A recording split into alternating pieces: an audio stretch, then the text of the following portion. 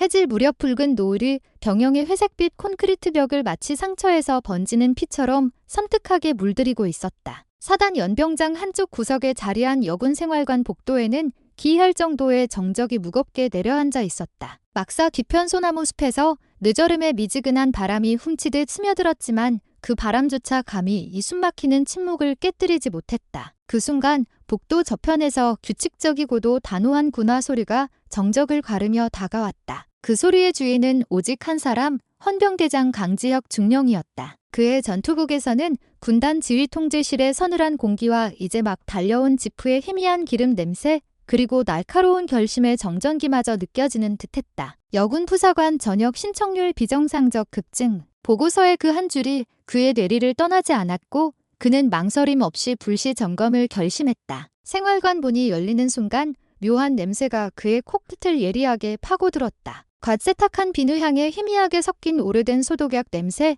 그리고 그 모든 것을 덮으려는 듯 필사적으로 뿌린 값싼 방향제 냄새까지. 그 혼란스러운 향기는 무언가를 감추려는 필사적인 노력처럼 느껴졌다. 어수선하게 기상점오 자세를 취한 하사들은 흔들리는 눈빛을 감추기 위해 시선을 바닥에 고정했다. 강중령은 그저 복도를 천천히 걸었을 뿐이지만 그의 시선 하나는 하사들의 이마에 맺힌 땀방울보다 더 굵고 무거운 두려움을 끌어올렸다. 그의 눈이 한 하사의 손목에 머물렀다. 군복 소매 아래로 언뜻 드러난 짙은 보랏빛 상처가 형광등 불빛 아래서 번개처럼 그의 시야를 때렸다. 훈련 중 부상인가? 평정을 가장한 그의 물음은 잘 벼린 군도처럼 냉혹했고 그 질문에 돌아오는 대답은 없었다. 하사는 고개를 돌린 채 입술을 깨물며 부르르 떨었다. 복도 천장의 낡은 형광등이 바들바들 떨리는 그녀의 손가락 그림자를 바닥에 길게, 아주 길게 드리웠다. 그 그림자는 마치 도움을 청하는 가느다란 팔처럼 보였다. 생활관 안의 모든 숨소리가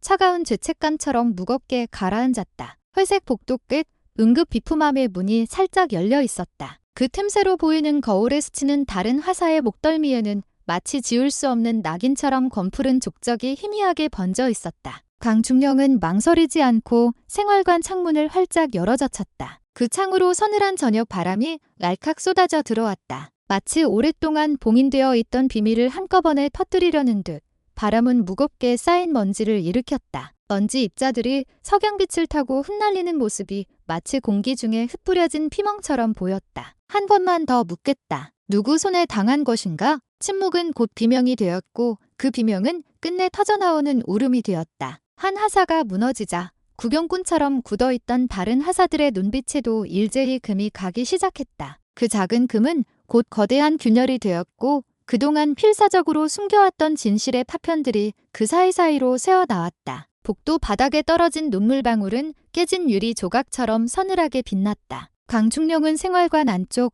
잠금장치조차 없는 작은 보관함 문을 열었다. 그 안에는 소독약 냄새가 깊게 밴 붕대 뭉치들, 여러 개의 무릎 보호대, 그리고 아직 포장조차 뜯지 않은 진통제 박스가 빽빽하게 들어차 있었다. 잡히지 않는 군기라는 이름으로 교묘하게 포장된 폭력의 흔적들이었다. 이곳을 벗어나고 싶어 전역을 결심한 여하사들의 간절함이 약봉지 안에 단단히 봉인되어 있는 듯했다. 이건 명령이 아니다. 여러분 자신을 위한 선택이다. 그의 낮은 목소리가 공기를 울리자 굳게 다물렸던 입술들이 서서히 열리기 시작했다. 생사를 찢는 듯한 고백들이 연쇄적으로 터져나왔다. 밤마다 뺨을 가로지르던 손바닥 자국, 새벽의 차가운 물통 세례, 무릎으로 행정실 복도 끝까지 기어가야 했던 굴욕의 시간들. 그리고 그 모든 야만적인 행위가 기강 확립이라는 이름으로 정당화되었다는 끔찍한 사실까지. 강중령은 조용히 허리에 찬 무전기를 눌렀다. 여군 생활관의 책임자인 서은아 중위를 당장 소집하라는 지시가 내려갔다. 통신선 너머로 답신이 오기 전까지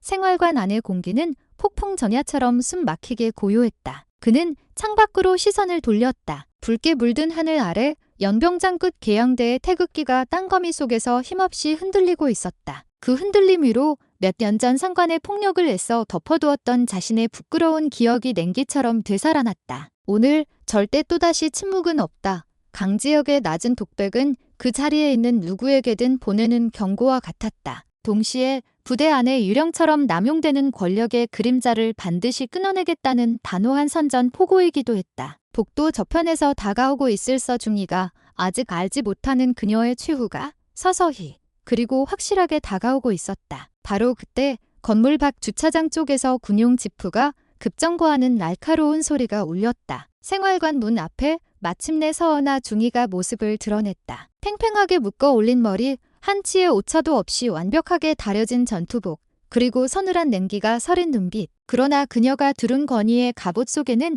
이미 누구도 감출 수 없는 균열이 뚜렷했다. 그 순간부터 이 부대의 모든 숨결은 폭발 직전의 도화선처럼 가늘게 떨렸다. 누구도 눈을 감을 수 없었다. 진실은 이제 짙은 피멍보다 더욱 선명하게 드러날 태세였다. 그리고 어둠 속에 묻혀있던 비명들은 마침내 폭풍처럼 제 이름을 얻게 될 것이었다. 서은아 중이가 복도 끝에서 다가올 때 생활관의 공기는 마치 진공 상태처럼 극도로 조여들었다. 그녀의 구나굽이 타일 바닥에 부딪힐 때마다 얇은 먼지가 피어올라 형광등 불빛을 희미하게 스쳤다. 하사들은 본능적으로 등을 고추세웠지만 그들의 시선은 바닥에 붙박인 듯 좀처럼 들리지 못했다. 강지혁 중령은 잠시도 눈길을 떼지 않은 채 마치 먹이를 기다리는 맹수처럼 서중이를 정면으로 맞아들였다. 불시에 들어오실 줄은 몰랐습니다. 중령님. 서은아는 차분한 목소리로 인사를 건넸다. 그러나 그 인위적인 차분함 속에 번뜩이는 불안의 파편이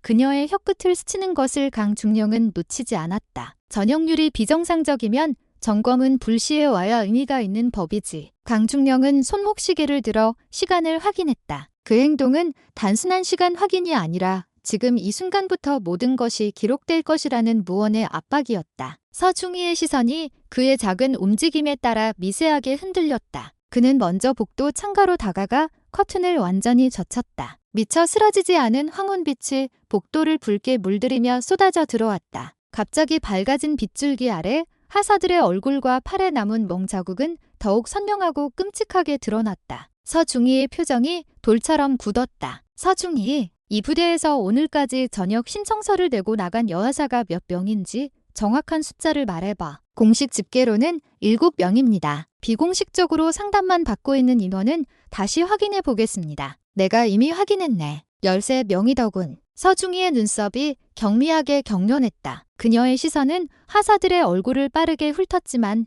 누구도 그녀와 눈길을 마주치지 않았다. 오히려 한 하사의 어깨가 조용히 떨려왔다. 그 작은 떨림이 도미노처럼여 파사에 억눌린 숨소리를 무너뜨렸고 금세 억눌린 흐느낌이 전염병처럼 생활관에 번졌다. 강중령은 생활관 구석, 침상 옆에 놓인 낡은 관물 앞 문을 열었다. 안쪽 깊숙한 곳에서 낡은 방탄 헬멧 하나가 나왔다. 그는 헬멧을 뒤집었다. 그 안에 교묘하게 숨겨둔 링거 바늘과 소독용 속 뭉치가 모습을 드러냈다. 바늘 끝에는 아직 채 마르지 않은 핏자국이 거무죽죽하게 비쳐 있었다. 훈련용 헬멧에 이런 걸 숨기는 이유가 뭔가? 그는 조용히 물으며 링거 바늘을 비닐 증거 봉투에 넣어 밀봉했다. 서중희가 아래 십수를 잘근 깨물었다. 중대 의무병 인원이 부족하여 개인이 비상용으로 휴대해 온 물품입니다. 휴대품이라면 개인 시판 옆에 두는 게 상식 아닌가? 왜 굳이 숨겼나? 불필요한 오해를 피하고 싶었을 뿐입니다. 그 순간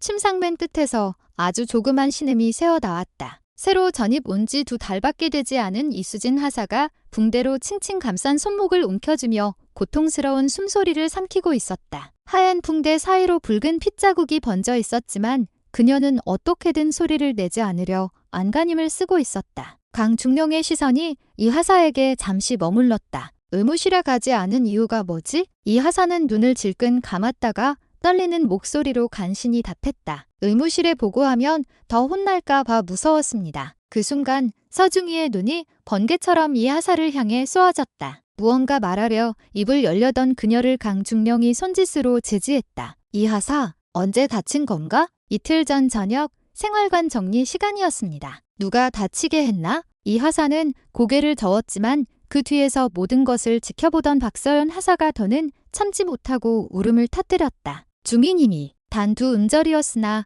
그 외침은 생활관 벽을 넘어 병영 전체에 메아리 칠 만큼 날카롭고 절박했다. 서연아는 입술을 꾹 다물고 고개를 돌렸다. 그녀의 손등 위로 푸른 정맥이 돋았지만 필사적으로 침착을 가장하며 한 발짝 뒤로 물러섰다. 그 물러섬에 맞춰 강중령은 오히려 목소리를 더 낮추었다. 그의 낮은 목소리는 분노한 외침보다 더 큰 위압감을 실었다. 지금부터 서은아 중위를 직권남용 및 가혹행위 혐의로 불구속 상태에서 현행범 조사를 개시한다. 생활관 출입을 금지하며 대기 장소는 헌병대 조사실로 지정한다. 이해했나? 서중위는 무언가 항변하려 했지만 방금 전 터져나온 눈물과 명백한 증거물이 그녀의 모든 말을 허공에 흩어버렸다. 알겠습니다. 그녀는 숨을 깊이 들이켰다가 입고 태어난 얼굴을 가장하며 거수경례를 했다. 다만 미세하게 떨리는 손끝이 정확한 각도를 잃었고 목소리는 낮게 갈라져 있었다. 강중령은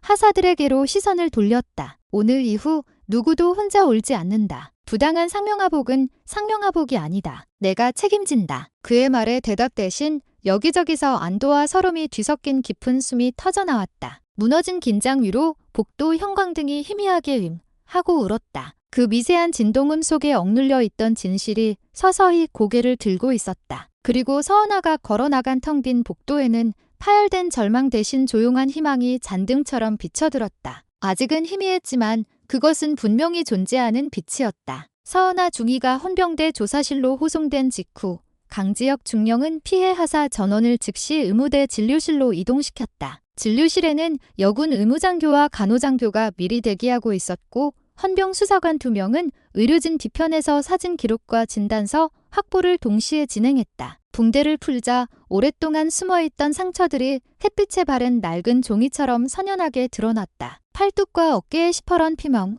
허벅지에 선명하게 찍힌 군화 자국, 갈비뼈 근처에 짓눌린 상흔까지. 의료장교가 차마 참지 못하고 억눌렀던 한숨을 토해내자 하사들은 비로소 참았던 눈물을 터뜨렸다. 그 눈물은 처벌을 바라는 분노의 울음이 아니라 자신들이 더 이상 혼자가 아니라는 깊은 안도감에서 터져나온 것이었다. 진료가 끝나자 강중령은 하사들을 원래의 생활관이 아닌 헌병대 내 임시보호시설로 이송시켰다. 조사 과정에서 발생할 수 있는 2차 피해를 원천적으로 차단하기 위한 조치였다. 하사들은 한동안 어색하게 서로의 얼굴만 바라보다가 이내 평소에는 감히 밝히지 못했던 이야기들을 조용히 꺼내기 시작했다. 회식 자리에서 술잔을 거부했다는 이유로 무릎을 꿇고 밤을 새워야 했던 날, 생활관 청소가 미흡하다는 이유로 새벽까지 무거운 전투화를 들고 연병장을 뛰어야 했던 새벽, 그리고 저녁 신청서를 낸 뒤에도 집으로 걸려오던 협박 전화까지. 말이 이어질수록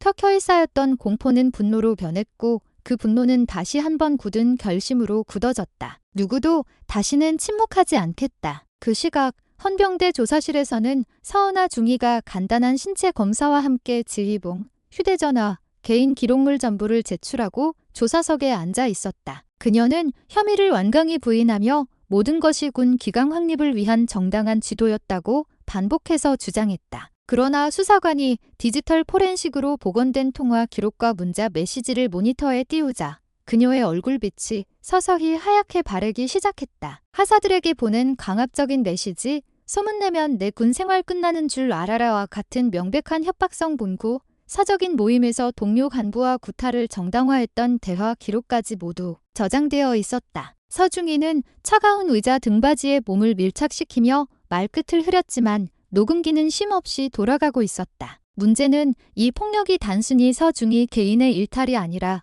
중대 차원에서 조직적으로 묵인되었거나 혹은 방조되었다는 정황이었다. 중대장은 헌병대에서 보내온 수사 협조 공문에 즉시 회신하지 않았고 오히려 대대 작전 장교를 통해 내부 지휘 라인으로 원만하게 처리하겠다는 사실상의 수사 거부 통보를 해왔다. 강중령은 이미 예견한 답변이라는 듯 즉시 사단 법무실에 전화를 걸어 공식 후속 절차를 밟았다. 사단장은 보고를 받자 잠시 침묵하다가 이내 단호한 목소리로 말했다. 중대장이든 대대장이든 사실을 숨기려 한 자는 모두 군사경찰 조사 대상이다. 헌병대장이 직접 지휘하라. 지원 명령과 함께 수사관 추가 배치가 즉시 승인되었다. 저녁 무렵 헌병 수사 차량 2대가 여군 중대 간부 숙소 앞에 멈춰섰다. 대대 작전 장교는 헌병대의 출입을 제지하려다 함께 내린 상급 부대 감찰 장교와 정면으로 마주쳤다. 감찰 장교는 자신의 신분증을 내보이며 합동조사라는 단색 글자로 길을 열었다. 그 순간 간부 숙소 복도에 퍼져있던 느긋한 담배 냄새가 순식간에 공포의 향으로 뒤바뀌었다. 작전 장교의 입에서 나온 내가 책임질 일은 아니다라는 중얼거림은 약한 부정이 아니라 스스로를 변호하려는 절박한 변명에 가까웠다. 밤이 깊어갈수록 증거는 꼬리에 꼬리를 물고 나왔다. 부식기 일부가 사적으로 이용된 흔적이 남은 회계장부, 하사들이 강제로 작성한 거짓 진술서에 초안 파일, 심지어 이미 전역한 인원들의 사생활을 빌미 삼아 협박한 목소리 녹음, 파일까지. 헌병 수사관들은 간부들의 컴퓨터를 봉인하고 외장 저장 장치까지 모두 압수했다. 그 과정에서 중대장의 개인 사무실 금고에서 발견된 신청되지 않은 상해보험 청구 서류 뭉치가 추가 혐의를 더했다. 폭력을 업무상 재해로 둔갑시켜 보험금을 타내려 한 명백한 조작의 증거였다. 새벽 2시를 넘긴 시각, 강중령은 조사실에서 나와 복도 끝 창문을 열었다. 시계탑 위로 새벽별이 희미하게 빛나고 있었다. 바람이 차가워 잠깐 눈을 감았지만 귓가에는 하사들의 억눌린 울음과 서 중위에 삐걱거리는 변명이 뒤엉켜 파도처럼 몰려왔다. 그는 잠시 깊은 숨을 들이쉬었다. 지금부터가 진짜 시작이라는 사실을 누구보다 잘 알고 있었다. 폭력은 이미 특정인을 넘어 조직 전체의 부끄러운 어둠으로 확장되어 있었다. 그 어둠을 파헤칠 수 있는 날카로운 빛이 되기 위해선 더 단단해져야만 했다. 단 한 점은 넘어섰다. 물적 증거는 충분했고 사단장의 직권도 확보했다. 남은 것은 침묵에 기대어 살아온 이 조직이 끝까지 어떤 저항을 보일지, 그리고 그 저항을 어떻게 꺾어 투명한 질서로 바꿔놓을지였다. 강중령은 두 손을 주머니에 넣고 다시 걸음을 옮겼다. 아직 어두운 궤도를 돌고 있는 수많은 별처럼 진실도 반드시 새벽을 기다리며 떠오를 것이라 믿었다. 원동이 틀 때까지 그는 단 한순간도 정의라는 촛불을 꺼뜨리지 않을 생각이었다. 새벽이 지나 동이 틀 무렵 부대 정문 앞에는 낯선 차량 행렬이 소리 없이 늘어서 있었다. 사단 법무실 수사관, 국방부 조사본부 감찰관, 그리고 군 검찰단 소속 인원들이 각기 다른 번호판을 단 차량에서 내려 모여들었다. 새벽바람에 흩날리는 마른 낙엽 소리만이 그 무거운 긴장감을 깨뜨리고 있었다. 중대와 대대의 지휘 계통이 전면 배제된 합동조사의 본격적인 착수가 선언된 순간이었다. 강지혁 중령은 생활관 옆 임시 상황실에서 뜬 눈으로 밤을 지새웠다. 벽시계의 초침이 한 바퀴 돌 때마다 피해 하사들의 진술 녹취록이 텍스트로 변환되어 프린터에서 갓 뽑은 신문처럼 토해져 나왔다. 하얀 종이 위에는 떨리는 음성의 파장처럼 굴곡진 글씨들이 빽빽하게 박혀 있었다. 진술 곳곳에 마치 후렴구처럼 반복되는 문장이 있었다. 서중희님이 시키면 거절할 수 없었습니다. 그 문장은 곧 명령과 복종이라는 군 조직의 논리가 어떻게 개인의 영혼을 파괴하는 폭력으로 돌변했는지를 증명하는 서늘한 상징이 되었다. 마침내 점 오전 군 검찰 소속 군사영장심사관이 서은하 중위에게 피해자 신문을 정식으로 통보했다. 피해 사실은 폭행치상, 가혹행위, 직권남용, 협박, 그리고 회계 부정 공모까지 더해졌다. 서중희는 애써 침착한 듯 얼굴 근육을 고쳐 세웠지만 그녀의 손끝이 자신도 모르게 전투복 자락을 세게 비틀고 있었다. 영장 청구서에 찍힌 공식 문장 한 줄이 그녀의 입술에서 마지막 혈색마저 빼앗아갔다. 피의자는 조직적이고 상습적인 폭력을 지휘하였으며 증거인멸과 보복의 우려가 농후한 생활관 옥상 난간 너머로 하늘이 환하게 밝아오는 것이 보였다. 그 아래 임시 보호시설에 모여있던 5명의 하사들은 유리창으로 해돋이를 말없이 바라보았다. 박서연 하사는 서로의 검은 멍 자국이 겹친 팔을 가만히 맞대었고 이수진 하사는 기압처럼 몰려오던 두통을 참으며 자리에 앉아 있었다. 아무 말 없이 떠오르는 해를 보는 동안 그들은 처음으로 밤낮 없이 이어지던 공포에서 잠시나마 벗어나는 해방감을 느꼈다. 눈물 자국이 채 마르기도 전에 창밖에서 앰뷸런스 사이렌 소리가 가늘게 들려왔다. 몇 달 전 전역한 선배 하사 2명이 정신적 외상 후 스트레스 장애 PTSD 후유증으로 군 병원 신경정신과에 입원했다는 긴급 연락이었다. 합동조사팀은 즉시 이들을 중요 참고인 신분으로 보호 소환했다. 폭력의 그림자는 이미 부대라는 울타리를 떠난 곳까지 길고 끈질기게 뻗어 있었다. 오전 10시 사단대회실에는 사단장과 참모, 법무참모, 그리고 장기복무여군 대표까지 소집되었다. 사건 브리핑을 맡은 강중령은 대형 스크린의 CCTV 사각지대에서 몰래 촬영된 휴대전화 영상을 띄웠다. 영상 속에서 서중희가 점호 후 침상 사이를 돌며 하사들의 손등을 군화 발목 보호대로 세게 찍어 누르는 장면이 소리 없이 재생되었다. 화면 속 음성은 삭제되었지만 주변 하사들의 경직된 눈빛과 겁에 질린 몸짓이 그 어떤 고함보다 더 많은 것을 말해주고 있었다. 대대장은 영상을 보는 내내 얼굴을 감싸쥐고 떨었고 작전 장교는 서류철을 부서져라 꽉 붙들고 있었다. 사단장은 영상이 끝나자 길었던 침묵을 깨고 지시했다. 지휘 책임자 전원, 직무 정지해. 조직이 먼저냐, 사람이 먼저냐, 다시는 묻지 않겠다. 답은 이미 저 영상에 나와 있다. 같은 시각 조사실에서는 서중희에 대한 집중 조사가 이어졌다. 군 검찰 수사관은 휴대전화 포렌식 결과를 제시했다. 피해 하사들의 실명을 파일명으로 저장한 별명표 작성 기록, 일과 시간표 뒤에 펜으로 적어둔 벌점 리스트, 푸시업 100회, 무릎 스쿼트 같은 메모들. 서중희는 단순한 훈육 기록일 뿐이라고 항변했지만 수사관은 묵묵히 다음 증거로 넘어갔다. 이어진 증거는 부식비 회계 장부 사본이었다. 장부 옆에 카단에 남몰래 그려놓은 서, 중희의 이니셜 옆에 특정 편의점 계좌로 자동 이체된 흔적이 복사되어 있었다. 하사들의 급식비 일부가 그녀의 사적인 용도로 빠져나간 명백한 정황이었다. 오후가 되자 피해 하사들이 최초로 서중희를 대면하게 되는 대질 신문 절차가 진행되었다. 조사실 가운데 설치된 투명 칸막이를 사이에 두고 하사들이 도열했다. 서중희의 얼굴은 처음으로 붉게 상기되어 있었다. 칸막이 너머 한 하사가 마른 기침을 하며 입을 열었다. 제가 명령을 어기면 가족 연락처 이야기를 꺼내셨죠. 너 같은 애는 저녁해도 바깥에서 살 곳 없다고 하셨습니다.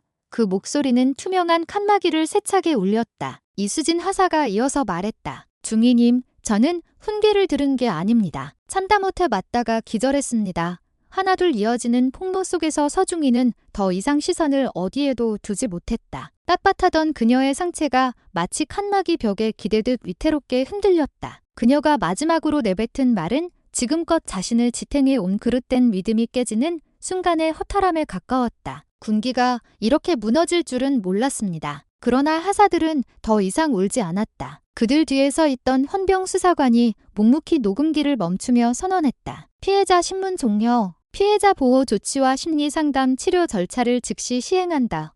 해가 기울 무렵 잠시 중단되었던 소나기가 부대 지붕을 세차게 두드렸다. 합동조사팀은 마지막 절차로 중대장실에 있던 금고를 개봉했다. 그 안에서는 이미 전역한 하사 5명의 사생활 정보가 상세히 적힌 파일이 나왔다. 순스아에게 집 주소, 가족의 연락처까지. 파일 맨 끝에는 서중희와 중대장이 주고받은 메신저 대화 출력물이 첨부되어 있었다. 입 막으려면 이것만큼 확실한 건 없다라는 중대장의 메시지가 선명했다. 부식 착복보다 더 거대하고 추악한즉 조직적 협박의 근거가 완성되는 순간이었다. 강중령은 그 서류를 들고 직접 사단장실을 찾아갔다. 서류를 내려놓는 순간 사단장은 의자에서 천천히 일어나 거수경례 후 담담히 말했다. 군복이 무겁군. 그러나 더는 사람 위에 올라서라고 준 옷이 아니라는 걸 증명해야지.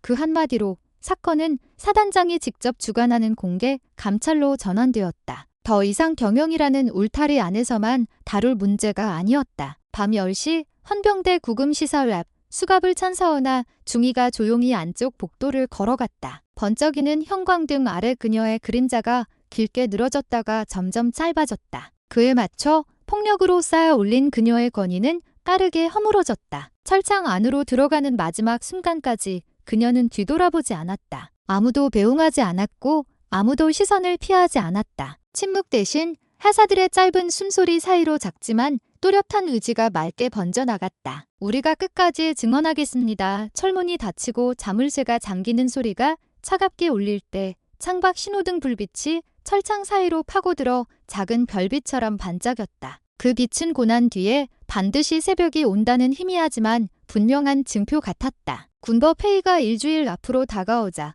부대 안팎은 폭풍의 눈속처럼 고요했지만 그 속으로는 거대한 소용돌이가 휘몰아치고 있었다. 사단장 명령으로 여군 중대전 인원은 별도 교육대대로 분산 배치되었고 임시생활관 복도마다 군 인권센터에서 제작한 배너가 내걸렸다. 당신의 침묵을 깨겠습니다라는 문구가 하사들의 발걸음을 붙잡았다. 낮에는 합동조사 보고서를 토대로 한 재발 방지 교육이 이어졌고 밤이면 피해 하사들은 군 병원 심리상담실에서 트라우마 치료를 받았다. 밖에서는 이례적으로 국회 국방위원회가 현장 시찰 일정을 조율했다는 소식까지 들려왔다. 은폐를 일삼던 폐쇄적인 조직이 반세기 만에 처음으로 겪는 투명성의 공습이었다. 서은아 중위는 구금시설 독방에서 변호인과 면담을 거듭했다. 그녀는 군기가 무너지면 전투력도 무너진다는 말을 주문처럼 반복했지만 변호인의 표정은 날이 갈수록 굳어졌다. 포렌식 증거뿐만 아니라 전현직 하사 23명이 법정 증언을 자청한 이상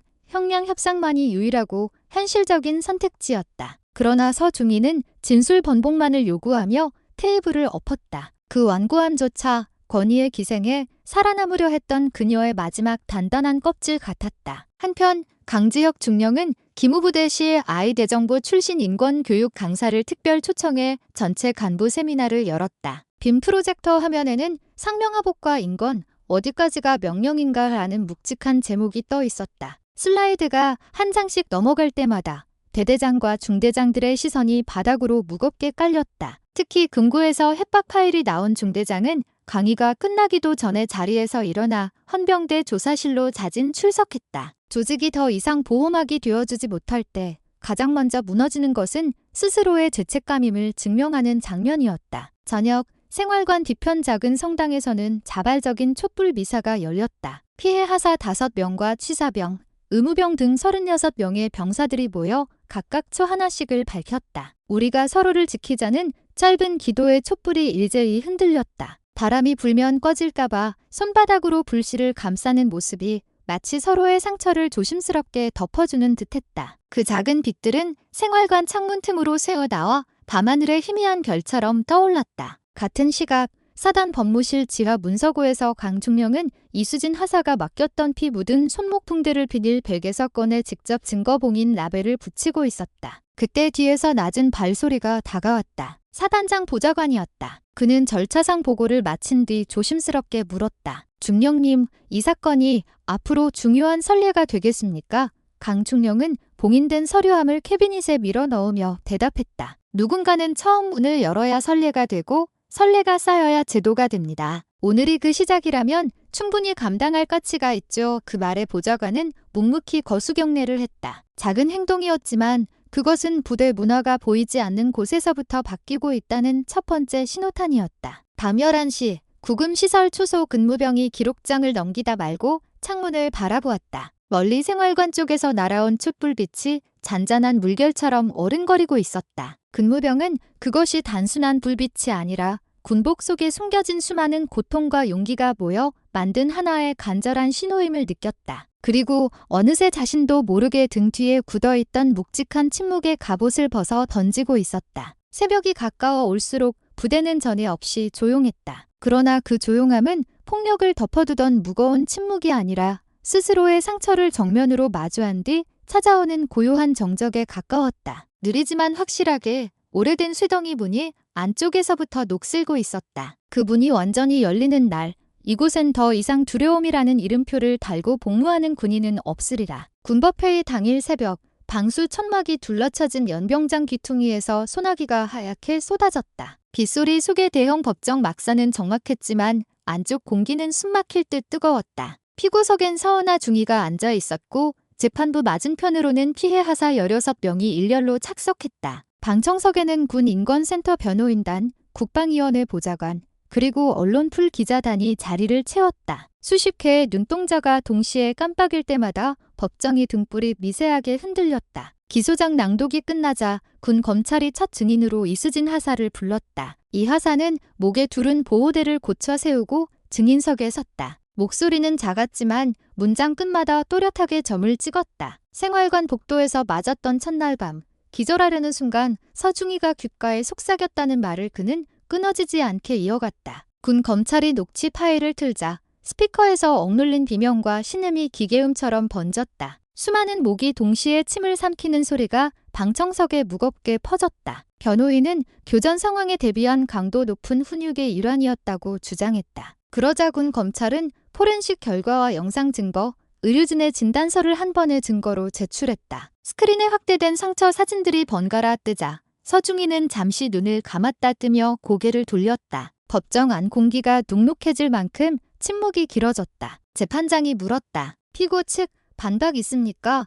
변호인은 명예를 지키기 위한 최소한의 지휘 행위였다는 답변을 남겼다. 그 한마디가 끝나자 피해 하사들의 손이 무릎 위에서 조용히 떨렸다. 그 떨림은 오랫동안 품어온 분노가 체온을 넘어 밖으로 새어나오는 증거 같았다. 정오 무렵 두 번째 증인으로 박서연 하사가 입을 열었다. 그녀는 포대 근무 스케줄표를 꺼내며 훈련을 핑계로 한 가호 캥이의 허점을 뒤집었다. 훈련 기간에도 강제적인 기강 교육이 밤새 이어졌다고 그날 새벽 3시 생활관 불이 켜졌을 때 깨끗한 군화를 서중이가 벗어 던지며 이걸로 발목을 찍어라라고 지시했다고 증언했다. 증언을 듣던 방청석 쪽에서 누군가 억지로 삼킨 울음이 튀어올라 숨통을 파고들었다. 법정 서기가 다시 정숙을 알렸으나 이미 공감과 격분이 뒤섞인 뜨거운 흐름은 멎지 않았다. 휴정 시간, 천막 밖은 비가 그쳐 있었다. 빗물을 머금은 흙냄새가 바람을 타고 안으로 들어왔다. 피해 하사들은 복도 끝 작은 대기실에서 한 줄로 앉아 있었다. 아무도 먼저 말을 꺼내지 않았다. 그러다 맨 끝에 앉아있던 의무병이 작은 사탕 하나를 꺼내 이수진 하사의 손에 쥐어주었다. 이 하사는 자기 손을 내려다보다가 이내 살며시 웃었다. 그 작은 미소가 옆자리로 또 그 옆자리로 번져나갔다. 짧은 휴정 시간 동안 흐르는 그 묵묵한 연대감은 그들이 입은 군복보다 훨씬 더 단단해 보였다. 재개된 공판에서 군 검찰은 결정적인 증거를 꺼냈다. 중대장 금고에서 발견된 메신저 출력물이었다. 화면에 뜬 대화창에는 중대장의 이름과 서중희의 아이디가 선명했다. 다치게 하더라도 찍소리 못 나게 해 전역하려면 끝까지 물고 늘어져라. 서류는 내가 정리한다. 회색 말풍선이 교차할 때마다 방청석 기자들의 키보드 소리가 비 내리는 소리처럼 요란했다. 서중희는 손목에 채워진 수갑이 흔들릴 정도로 손가락 관절을 세게 오므렸다. 그러나 그녀는 끝내 고개를 들었다. 그리고 처음으로 숨김없는 목소리로 말했다. 군기가 무너지면 제가 그들을 보호해 줄 수 있을 거라고 믿은 적이 있었습니다. 하지만 제가 보호한 건 결국 제 자리뿐이었습니다. 순간 법정 뒤편 어디선가 숨을 몰아쉬는 소리가 뚜렷이 들렸다. 피해 하사들은 그제야 서중희를 제대로 바라봤다. 그 눈길 속에는 증오와 함께 희미한 안쓰러움이 섞여 있었다. 서중희의 입술이 떨렸지만 더는 변명도 자조도 나오지 않았다. 그 떨림 속에 그녀가 평생 믿어왔던 오래된 착각이 무너지는 소리가 숨어 있었다. 해질 무렵 마지막 증인으로 불린 사람은 전역자 명단 첫머리에 있던 선배 하사였다. 그는 목발을 짚고 법정 중앙에 섰다. 외상 후 스트레스 장애 탓에 한동안 사람 앞에 서지 못했다던 그가 오늘만큼은 떨리는 목소리로 또렷이 말했다. 나는 조직을 버리고 나간 게 아닙니다. 조직이 먼저 나를 버렸습니다. 하지만 오늘 여기 서서 증언하는 건 내 다음 세대가 나와 같은 이유로 울지 않게 하기 위함입니다. 그 한마디가 낡은 천막 지붕을 낮게 울렸다. 재판장은 서류를 덮으며 엄숙히 선언했다. 재판부는 선고 전 최종 진술 기회를 피고에게 부여한다. 선고는 내일 오전 이 천막이 아닌 본관 대법정으로 장소를 옮겨 거행될 것이다. 법정은 조용히 파장되었지만 돌아가는 발걸음마다 금속성의 무거운 울림이 깔렸다. 긴 하루가 끝났지만 밤은 더 길 것이고 내일의 선고는 이 부대뿐 아니라 군 전체의 무게를 바꿔놓을 예고편이었다. 천막 밖 하늘엔 붉고 거대한 노을이 퍼져 있었다. 누구도 말하지 않았지만 모두가 알고 있었다. 노을이 저렇게 뜨겁게 물든 날엔 그 다음에 오는 어둠이 오히려 시원할 수 있다는 것을, 그리고 그 어둠 뒤에는 반드시 다시 떠오를 아침이 준비되어 있다는 것도. 새벽 공기가 아직 차가운 본관 대법정 앞에서 군 검찰 호송 차량이 멈춰 섰다. 서류를 가득 실은 박스들이 차례로 내려왔고 긴장한 헌병들이 법정 복도를 채웠다. 서은아 중위는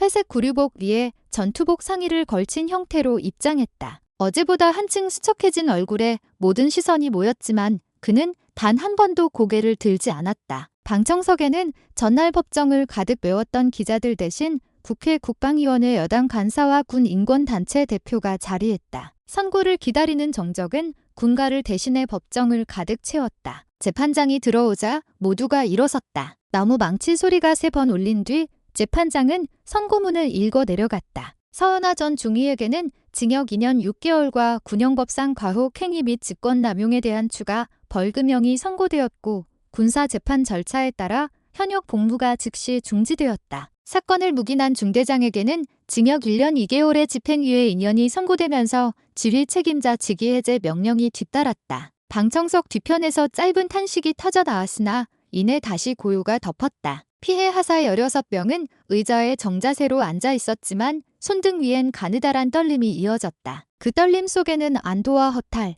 그리고 아직 남은 분노가 복잡하게 뒤섞여 있었다. 강지혁 중령은 선고문 사본을 받아들고 양손에 힘을 줬다. 법정 밖 복도엔 기자들의 질문이 쏟아졌지만 중령은 짧은 한마디만 남겼다. 오늘 판결은 끝이 아니라 시작입니다. 군은 다시 배워야 합니다. 플래시 세례가 눈앞에서 번쩍였고 그는 곧바로 피해자 보호실로 발걸음을 돌렸다. 그곳에서 박서연 하사와 이수진 하사, 그리고 나머지 하사들이 조용히 서로의 손을 맞잡고 있었다. 이수진 하사는 붕대가 풀린 손목을 쓰다듬으며 중령을 향해 고개를 숙였다. 저희가 버틴 게 맞았다는 걸 오늘에서야 느꼈습니다. 강중령은 고개를 저으며 말했다. 버틴 것이 아니라 바꾼 겁니다. 그리고 앞으로도 계속 바꿔나가야 합니다. 같은 시각 사단장실에서는 대대적인 후속 조치가 발표되고 있었다. 여군 전담 감찰관 직위 신설, 생활관 CCTV 설치 기준 상향, 익명 신고 전용 앱 도입,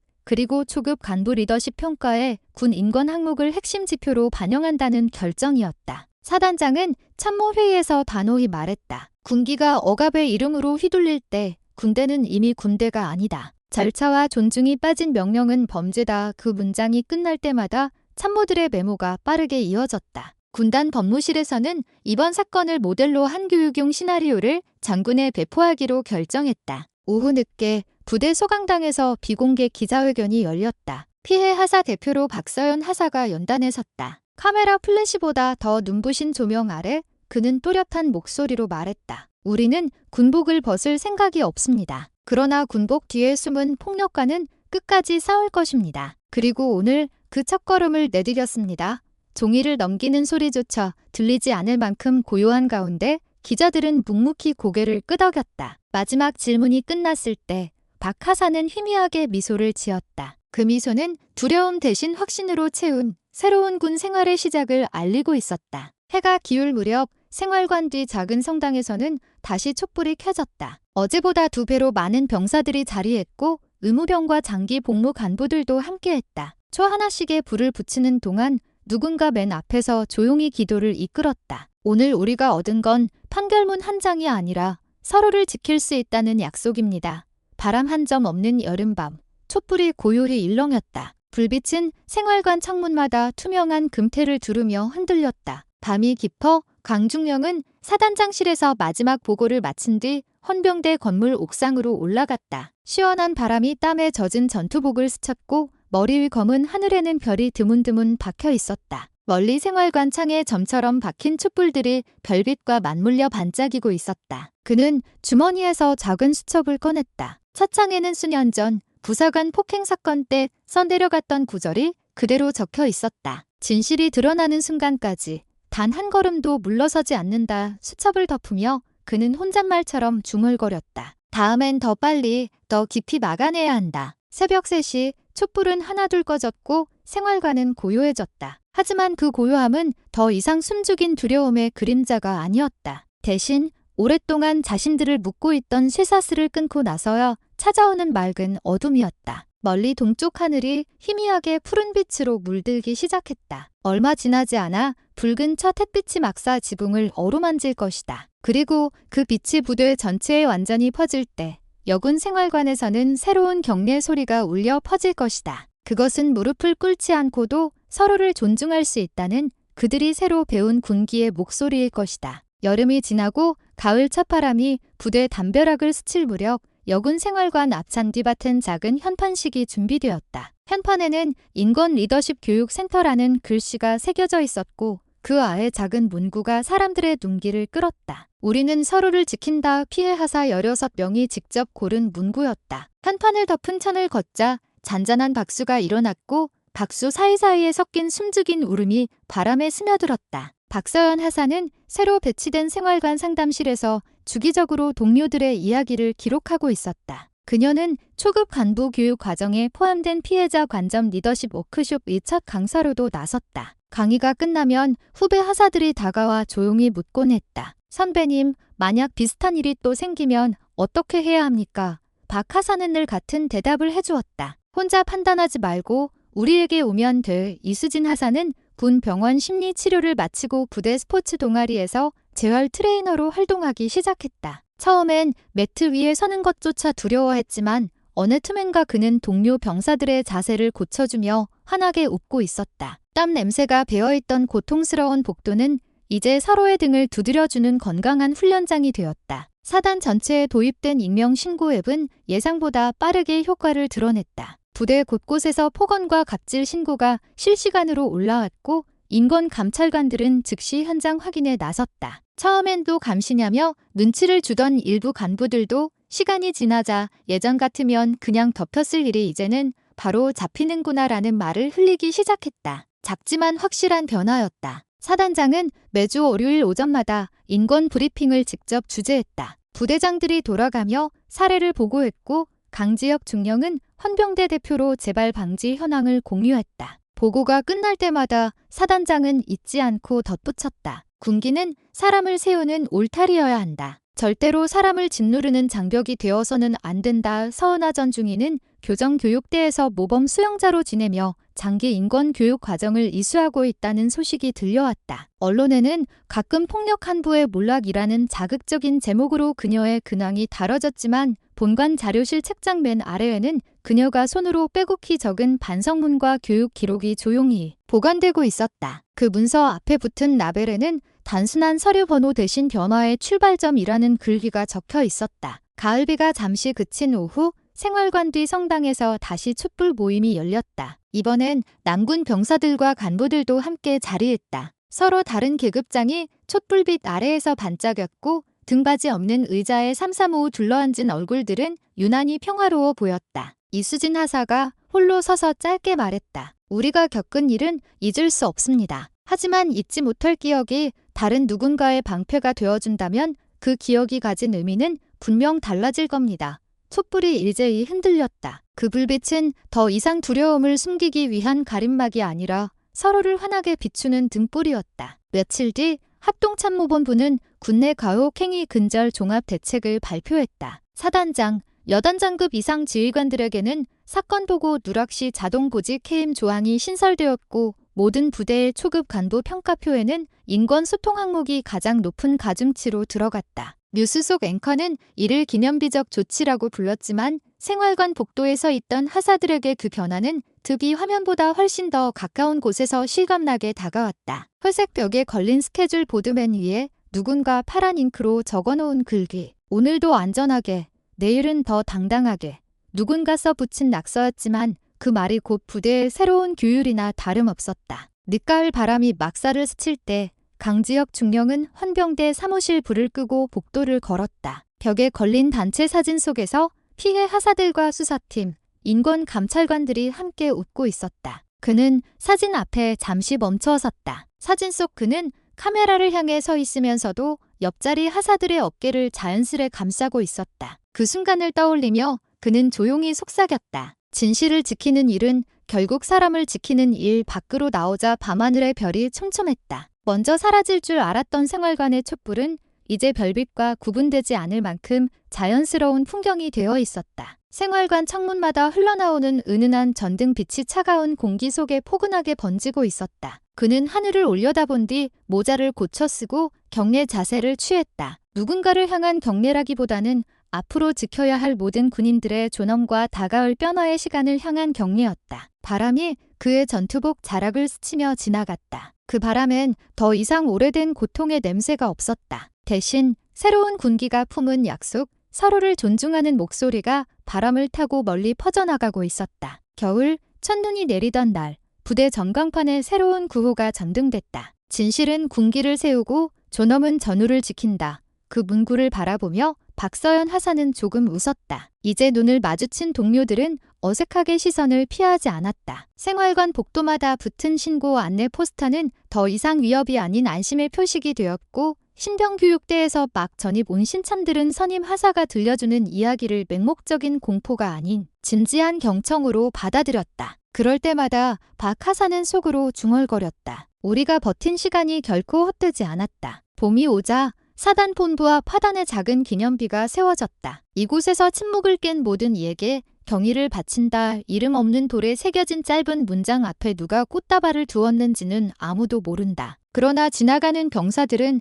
자연스레 걸음을 멈추고 경례를 붙였다. 그 순간 짧은 기침 소리나 눈에 뱉던 습관적인 경계심이 사라졌고 대신 편안하고 커다란 숨이 들이쉬어졌다. 공기가 무거워지지 않는다는 사실이 이후록 낯설고도 감사한 일임을 모두가 그제야 알게 되었다. 강지혁 중령은 진급 심사를 앞두고 있었다. 헌병대 사무실 문을 나서는 그의 손에는 두꺼운 보고서가 한 권 들려 있었다. 표지에는 사건 이후 1년간의 변화를 기록한 재발 방지 종합 백서라는 제목이 적혀 있었다. 그는 복도를 걸으며 수첩에 짧게 메모했다. 다음 목표, 초급 간부 리더십 센터 전국 확대. 그가 멈춰선 곳은 인권 리더십 교육센터 입구였다. 유리문 너머 강의실에서는 이수진 하사가 신참 간부들에게 훈육과 폭력은 결코 같을 수 없습니다라는 문장으로 강의를 마무리하고 있었다. 이 하사는 강의장을 나서다 강중령과 눈이 마주치자 익숙한 경례 대신 가벼운 미소를 지어 보였다.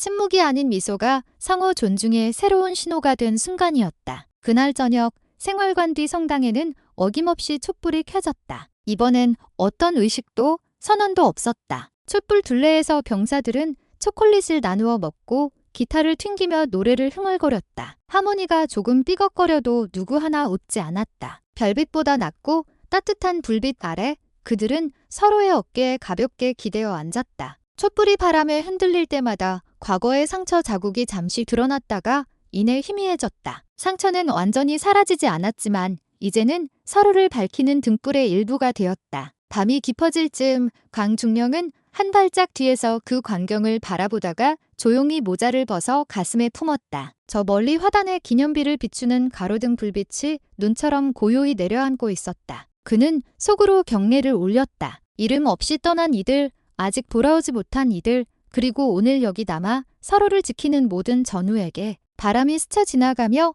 촛불을 한 차례 흔들었지만 불꽃은 결코 꺼지지 않았다. 이윽고 자정을 알리는 교회 종소리가 멀리서 울렸다. 철모를 벗은 병사들이 하늘을 올려다보았다. 어둠 속에서 별들이 그 어느 때보다 더 또렷이 빛나고 있었다. 그날 이후 부대에는 오래된 구호 대신 새로운 인사가 퍼져나갔다. 서로를 지키겠습니다. 짧지만 묵직한 그 약속은 생활관 문턱, 훈련장 모래, 회의실 칠판까지 스며들었다. 군복을 입은 사람들도 곧 벗게 될 사람들도 마음속에 같은 문장을 새겼다. 어느 누구도 무릎 꿇리지 않는 군대. 그 약속이 완성되기까지는 여전히 많은 시간이 걸릴 것이다. 그러나 오늘의 사소한 미소와 작지만 선명한 촛불 하나가 내일의 커다란 빛이 된다는 것을 이곳 사람들은 이미 경험으로 알고 있었다. 그래서 그들은 더 이상 두려워하지 않았다. 부대 기상 나팔이 울리기 전 동쪽 하늘이 서서히 붉어졌다. 첫 햇살이 막사 창문을 스치며 비집고 들어왔다. 누군가 장결에 일어나 창밖을 보며 자신도 모르게 경례 자세를 취했다. 새로운 하루가 시작되고 있었다. 그리고 그